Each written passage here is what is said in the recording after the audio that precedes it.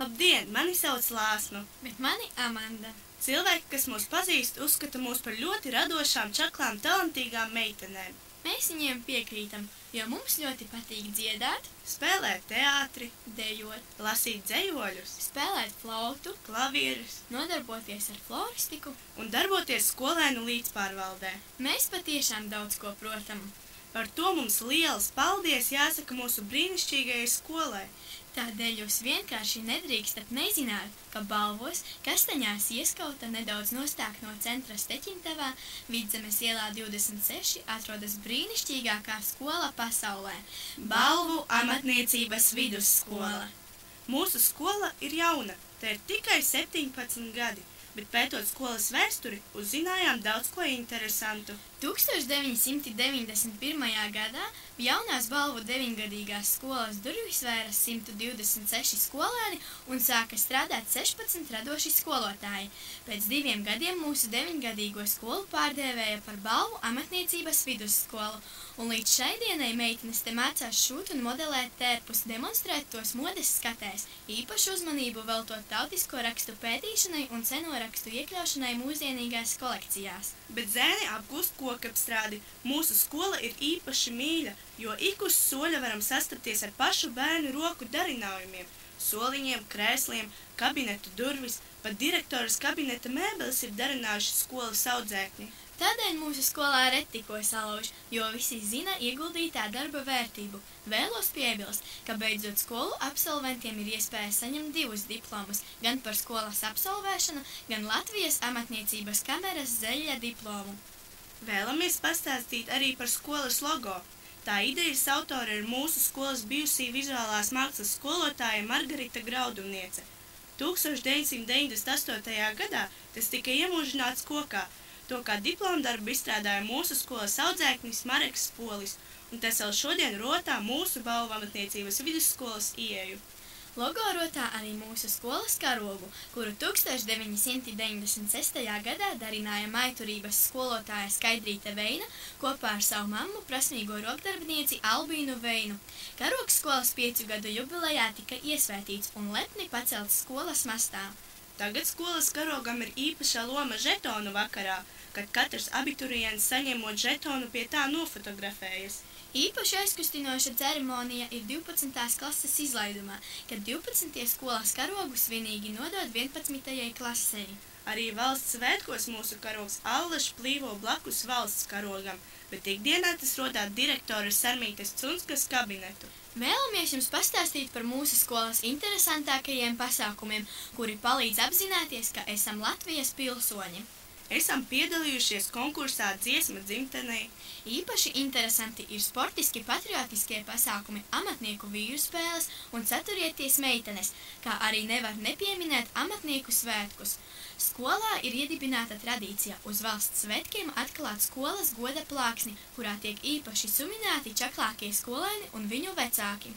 Esam izveidojuši stendus, kas stāsta par mūsu pilsētas un valsts vēsturi. Skolēni aktīvi iesaistās skolas apkārtnes uzkopšanas talkās. Šogad tika iestādīti vairāk nekā 330 koki un košumkrūmi. Jauna tradīcija ir gada skolēnu apbalvošana. Mums ir arī īpašs stāsts par skolas himnu. Mūsu skolā ļoti mīl dzeju un biežs viesis pie mums ir dzejniece Marika Svīķe.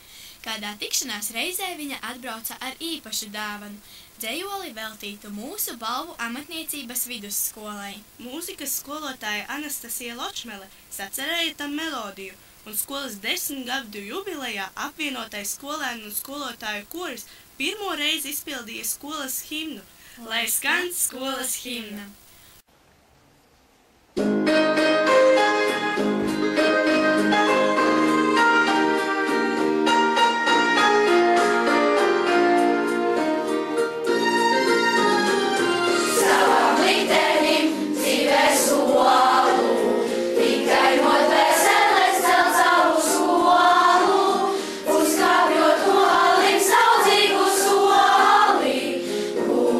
Zemi, ja lūdzu,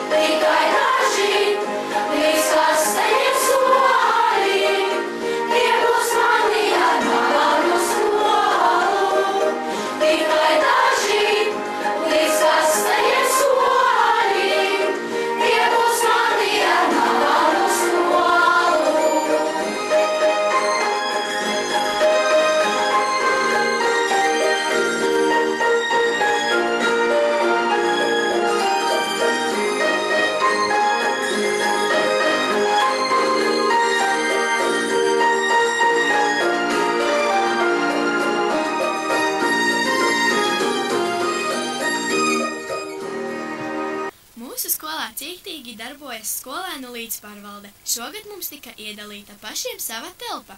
To iekārtot daudz palīdzēja skolas administrācija un vecāki. Ar viņu atbalstu darbi veicās raitāk. Tādēļ, kad domājām par līdzpārvaldes logo, vēlējāmies tajā iekļaut ideju, ka sadarbojoties viss izdodas labāk. Un Lēsmai radās jauka ideja, kad sanāk visi kopā B bērni, A administrācija, V vecāki, tad nevar neizdoties. Šie burti ir arī mūsu skolas saīsinātais nosaukums. Visas savas mīļās emocijas, kas saistās domājot par savu skolu, esmu iekļāvusi dzejolī, bet Lēsmas atcerēja mūziku. Lai skan veltījums manai skolai.